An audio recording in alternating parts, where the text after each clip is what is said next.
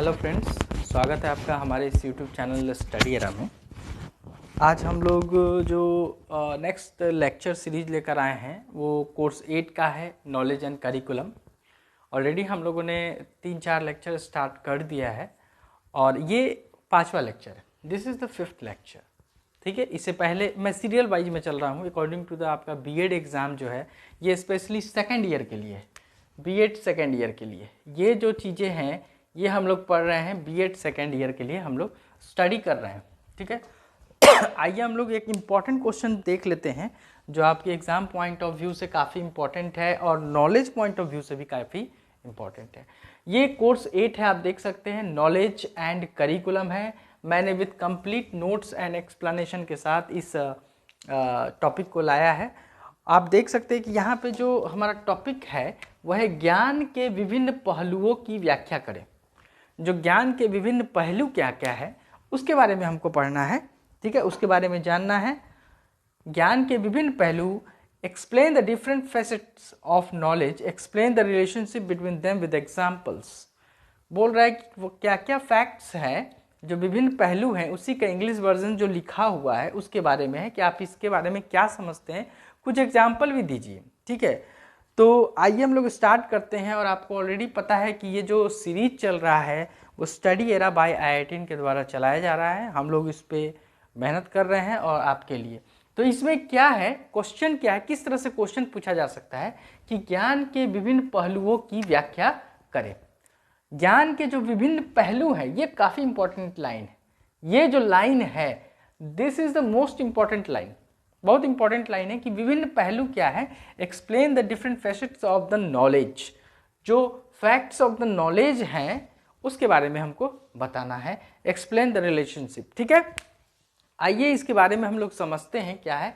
तो इसके बारे में क्या है, इसके बारे में थोड़ा चर्चा कर लेते हैं, डिस्कशन कर लेते हैं। क्या है, कह रहा है कि ज्ञान शब्द की कोई व्यापक परिभाषा देना कठिन है क्योंकि दर्शन की विभिन्न विचारधाराओं में ज्ञान की अपने अपने ढंग से व्याख्या की गई है। ये बात सही है। जो ज्ञान है वो ज्ञान समुद्र की तरह है, समुद्र की गहराई की तरह गहरा है। उसको मापा नहीं जा सकता है, उसको तौला नहीं जा सकता। तो ज्ञान बहुत ज़्यादा अपने आप में बहुत ज़्यादा विशाल है। इसीलिए जो लोग भी ज्ञान की परिभाषा देते हैं तो अपने अपने अनुभव के आधार पर देते हैं। उनका अनुभव क्या है, किस चीज़ों को उन्होंने कैसे फेस किया है, उसके आधार पर वो ज्ञान की अलग अलग परिभाषा देते हैं। इसलिए यहाँ पे लिखा गया है कि जो ज्ञान की जो व्यापक परिभाषा है उसको देना कठिन है क्योंकि दर्शन की जो विभिन्न विचारधाराओं में इन्होंने अपने अपने ढंग से इसको प्रस्तुत किया है। तो अपने अपने ढंग से मतलब अनुभव के आधार पर उन्होंने देखा, उन्होंने क्रियाकलाप देखा और उसके बाद ज्ञान की परिभाषा दी है। ज्ञान ही समस्त शिक्षा का आधार है। ये जो ज्ञान है, ज्ञान क्या है, ज्ञान शिक्षा का आधार है। हम जो शिक्षा ग्रहण करते हैं उसका आधार क्या है, ज्ञान प्राप्त करना, ज्ञान को अर्जित करना। यही तो मेन हमारा आधार है। ज्ञान बौद्धिक अनुभव है जो हमें हमारे ज्ञानेंद्रियों द्वारा प्राप्त होता है। ज्ञान जो है, ये जो ज्ञान है, आप देख सकते हैं ये जो ज्ञान है ये क्या है, बौद्धिक अनुभव है। ऑलरेडी हमने इसके बारे में चर्चा कर लिया अपने प्रीवियस लेक्चर सीरीज में। तो ज्ञान एक बौद्धिक अनुभव है जो हमें हमारे ज्ञानेंद्रियों द्वारा प्राप्त होता है। ज्ञानेंद्रियाँ जो हमारी जो ज्ञानेंद्रियाँ हैं जिनके माध्यम से ज्ञान प्राप्त करते हैं, जैसे आँख, कान, नाक, त्वचा, जीवा, ये सभी जो 5 इंद्रियां हैं जिनके माध्यम से हम ज्ञान का अर्जन कर पाते हैं। अब देख लीजिए, अब इसको लिखना कैसे है। सबसे पहले तो ज्ञान के विभिन्न पहलुओं के बारे में लिखना है। तो हमने थोड़ा सा ज्ञान के बारे में बताया। कैसे बताया, हमने थोड़ा सा ज्ञान के बारे में आपको बताया। अब उसके बाद हम लोग बात करेंगे ज्ञान के विशिष्ट पहलू, कौन कौन से पहलू है उसकी चर्चा करेंगे। तो तथ्यों एवं पहलुओं के आधार पर ज्ञान को 5 वर्गों में रखा गया है। 5 वर्गों में रखा जा सकता है। जो ज्ञान है उसके जो विभिन्न पहलू हैं उनको 5 वर्गों में रखा गया है। पहला कौन कौन सा है, तो आप लोगों ने पढ़ लिया है, आप लोग पढ़े होंगे कि पहला जो है स्थानीय एवं सार्वभौमिक ज्ञान। ये जो है स्थानीय एवं सार्वभौमिक ज्ञान, स्थानीय को हम लोग क्या बोलते हैं, लोकल नॉलेज, लोकल नॉलेज, और इसको बोलते हैं यूनिवर्सल नॉलेज। ठीक है, यूनिवर्सल नॉलेज। तो आपका स्थानीय मतलब लोकल नॉलेज हो गया और सार्वभौमिक मतलब यूनिवर्सल नॉलेज हो गया। दूसरा नंबर में है मूर्त एवं अमूर्त ज्ञान के बारे में बताया गया है। तीसरा है सैद्धांतिक एवं व्यवहारिक ज्ञान। चौथा है संदर्भगत एवं शाब्दिक ज्ञान। और पांचवा है विद्यालय एवं बाह्य ज्ञान के बारे में हम लोग डिस्कस करेंगे। ठीक है, तो 1 बाय 1 इन सभी चीज़ों के बारे में डिस्कस करते हैं।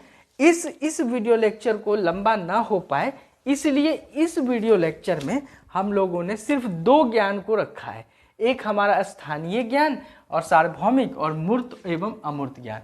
यही 2 के बारे में हम लोग इस लेक्चर सीरीज में पढ़ेंगे। अपने अगले लेक्चर सीरीज में जो नेक्स्ट पार्ट होगा इसका, उसमें बाकी के जो 3 ज्ञान है उसके बारे में हम लोग पढ़ेंगे। देखिए, स्थानीय ज्ञान क्या होता है। स्थानीय ज्ञान क्या होता है, तो पहला इसमें डिफरेंस मैंने एक अलग अलग चार्ट बना के लिखा है ताकि अगर डिफरेंस आ जाए तो आप उसको भी लिख सकते। क्या है, हर किसी के द्वारा अनुभव नहीं किया जा सकता है। ये जो स्थानीय ज्ञान है ये हर किसी के द्वारा ग्रहण नहीं किया जा सकता, ये अनुभव नहीं किया जा सकता, ये प्लेस टू प्लेस चेंज होता है। ठीक है, जबकि अगर हम सार्वभौमिक ज्ञान की बात करें तो वह है जो ब्रह्मांड में हर जगह और सभी समय में सत्य माना जाता है। ये जो है यूनिवर्सल है। सार्वभौमिक ज्ञान जो है एक ऐसा ज्ञान है जो हर जगह पूरे ब्रह्मांड में अगर यहाँ पे सत्य है तो आगे भी वही नॉलेज होगा। ठीक है, दूसरा इसका पॉइंट क्या है, दूसरा पॉइंट पहले इसका देख लेते हैं क्या है। ऐसा ज्ञान निरंतर विकसित होता रहता है। ये जो स्थानीय ज्ञान है, ये स्थानीय मतलब लोकल, अपना एरिया का ज्ञान होगा ये, तो ये हमेशा चेंज होते रहता है, विकसित होते रहता है, सुधार होते रहता है इसमें, इसलिए इसमें लिखा गया ऐसा ज्ञान निरंतर विकसित होते रहता है। और सेम जब इस लाइन में हम लोग आएंगे तो किस तरह से लिखेंगे, देखिए, जो हमेशा निश्चित होते हैं चाहे कोई भी स्थान या काल हो। सार्वभौमिक ज्ञान का क्या मतलब हुआ, सार्वभौमिक ज्ञान का मतलब हुआ कि ऐसा ज्ञान जो निश्चित होता है, जो समय और काल एक ही चीज होता है। ठीक है, समय और काल एक ही चीज होता है। स्थान और काल इन दोनों के परिवर्तन होने से भी जो नहीं बदले वही हमारा सार्वभौमिक ज्ञान है। ठीक है, आगे मूव करते हैं, आगे प्रोसीड करते हैं हम लोग, और इस तरह से आप लोग डिफरेंसेस को भी समझ पाएंगे।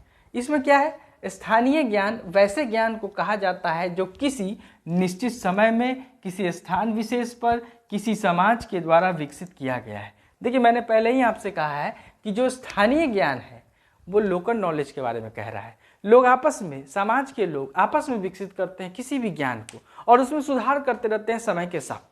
ठीक है ना, तो वो ज्ञान जो है हमारा स्थानीय ज्ञान के अंतर्गत आएगा।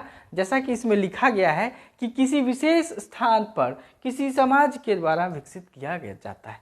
अगर सेम थर्ड पॉइंट में इसके बारे में देखें तो ये क्या है, सार्वभौमिक ज्ञान सत्य पर आधारित होता है, इसीलिए तो यूनिवर्सल इसको नॉलेज बोलते हैं। इसको क्या बोलते हैं, ये हमारा यूनिवर्सल नॉलेज है, यूनिवर्सल नॉलेज है। और ये हमारा क्या है, ये हमारा लोकल नॉलेज है।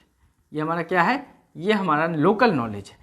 तो सार्वभौमिक ज्ञान हमेशा सत्य की कसौटी पर आधारित होता है, ज्ञान सत्य पर आधारित होता है तथा यह देश एवं काल की सीमाओं से परे होता है। ठीक है ना, ऐसा नहीं कि एक समय में अभी यहाँ पे कुछ और बोल रहे हैं और आगे चल के कुछ और बोलेंगे, तो ऐसा नहीं हो सकता है। ठीक है, आगे हम लोग चलते हैं।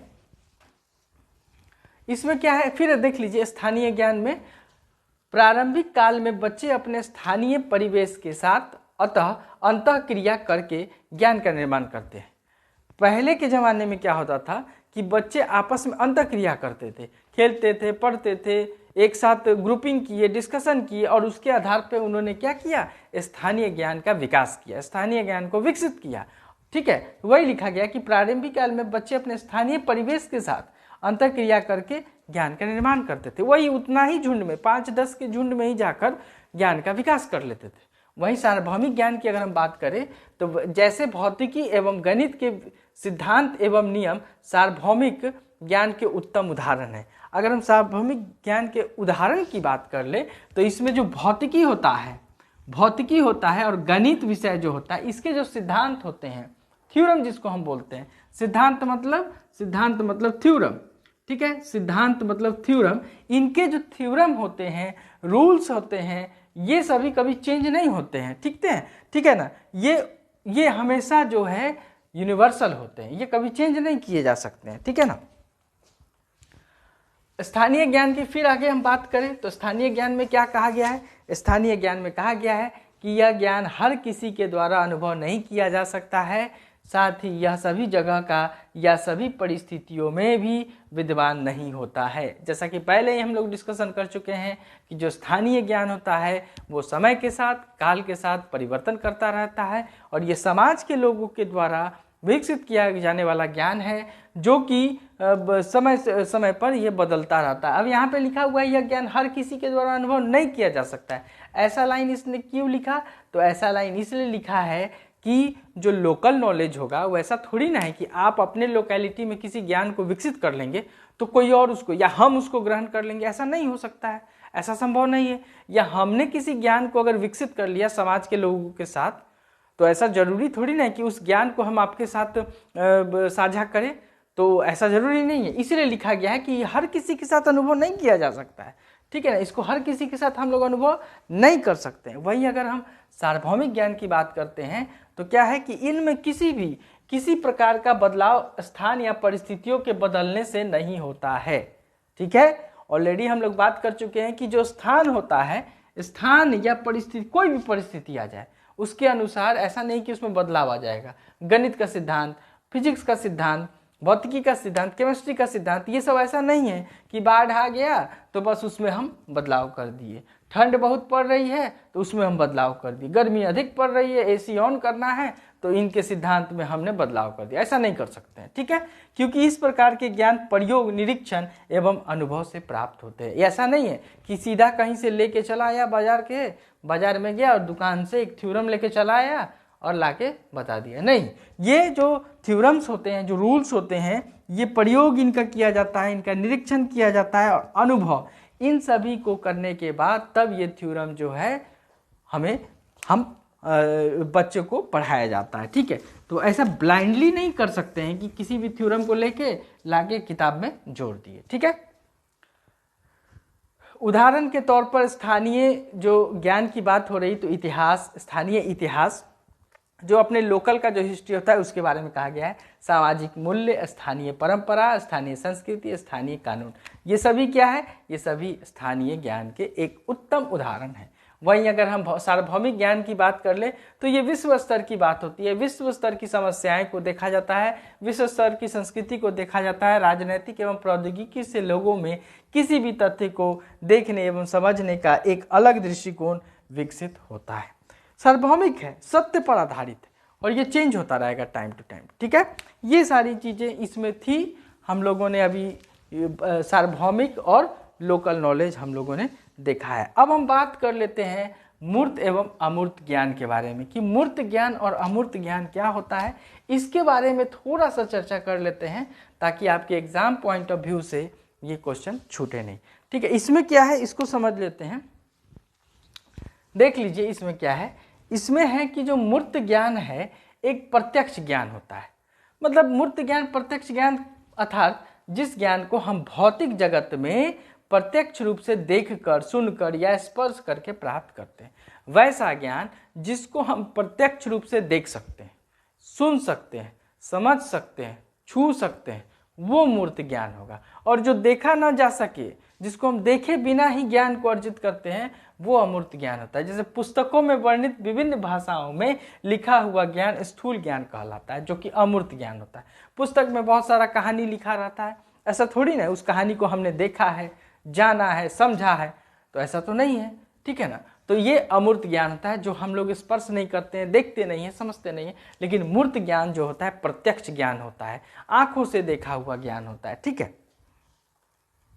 फिर वही मूर्त ज्ञान की अगर हम बात करें तो इस प्रकार का ज्ञान हमारे अनुभव एवं निरीक्षण से प्राप्त होता है। ये जो मूर्त ज्ञान है ये हमारे अनुभव से प्राप्त होगा। निरीक्षण, जब तक हम उसका निरीक्षण नहीं करेंगे, उसको देखेंगे नहीं, तब तक वो प्राप्त नहीं होगा। वहीं अगर हम अमूर्त ज्ञान की बात करें तो ऐसा ज्ञान भौतिक जगत में दिखाई तो नहीं देता, परंतु उनके होने से भी मुंह नहीं मोड़ा जा सकता है। ये जो अमूर्त ज्ञान है ये हम लोग देखते नहीं हैं, ठीक है, प्रत्यक्ष रूप से नहीं देखते हैं। लेकिन ये जो ज्ञान है ऐसा नहीं है कि हम इसको इग्नोर कर सकते, इसको इग्नोर भी नहीं किया जा सकता है, ठीक है ना।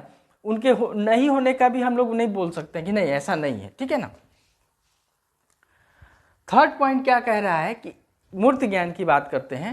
इनके अनुसार बालक का मन जन्म के समय कोरे कागज के समान होता है। जैसे जैसे बालक नए नए अनुभव प्राप्त करता है उसके भीतर ज्ञान में दिनों दिन बढ़ोतरी होती जाती है। तो इस मूर्त ज्ञान के अनुसार क्या होता है कि एक बच्चा जो होता है जब जन्म लेता है तो एक कोरे कागज की तरह रहता है, और जैसे जैसे वो बड़ा होता है वैसे वैसे उसके अंदर ज्ञान की प्रवृत्ति बढ़ती जाती है और ज्ञान दिनों दिन बढ़ता रहता है। ठीक है, अनुभव प्राप्त करता है और अनुभव के आधार पर ज्ञान प्राप्त करता है। वही अगर हम अमूर्त ज्ञान की बात करें तो जैसे हमारे चारों ओर हवा मौजूद है जिसे देखा नहीं जा सकता परंतु उसको महसूस किया जा सकता है, ये अमूर्त ज्ञान है।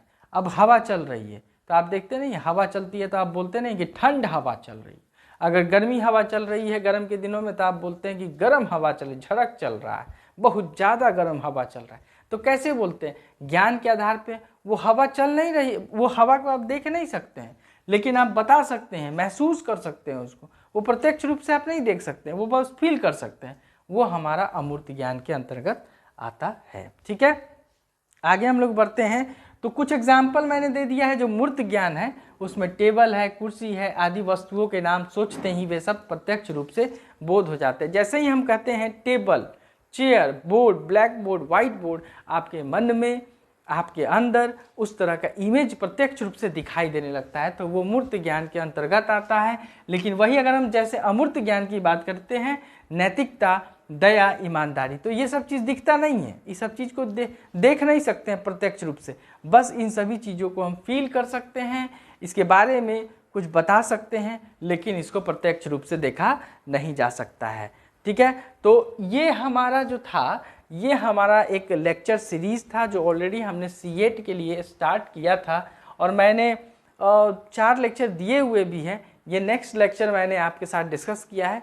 ठीक है, ये दो जो मैंने बताया है, एक स्थानीय और सार्वभौमिक ज्ञान और दूसरा मूर्त और अमूर्त ज्ञान, इसको आप एज ए डिफरेंस भी अगर एग्जाम में आता है तो आसानी से इसको पॉइंट वाइज बना के जैसे मैंने लिखा है उसको लिख सकते हैं। तब तक के लिए स्टडी एरा को इजाज़त दीजिए और नेक्स्ट क्लास में हम लोग फिर मिलेंगे और आपके साथ डिस्कस करेंगे एक नए लेक्चर सीरीज को, नए टॉपिक को। तब तक के लिए बने रहिए। B.Ed सेकेंड ईयर के स्टूडेंट्स जाइएगा मत, क्योंकि हम अभी कुछ दिनों के बाद C.TET का प्रिपरेशन करने वाले हैं, आपके साथ प्रिपरेशन करेंगे और एक नए अंदाज में प्रिपरेशन करते हुए आपको एक नई थिंकिंग, नए स्ट्रेटेजी को बढ़ावा देंगे ताकि आप एग्ज़ाम में जब जाएं तो इस स्ट्रेटेजी को, यानी कि स्टडी एरा के स्ट्रेटेजी को यूज़ करके C.TET में अच्छे अंक को प्राप्त कर सके।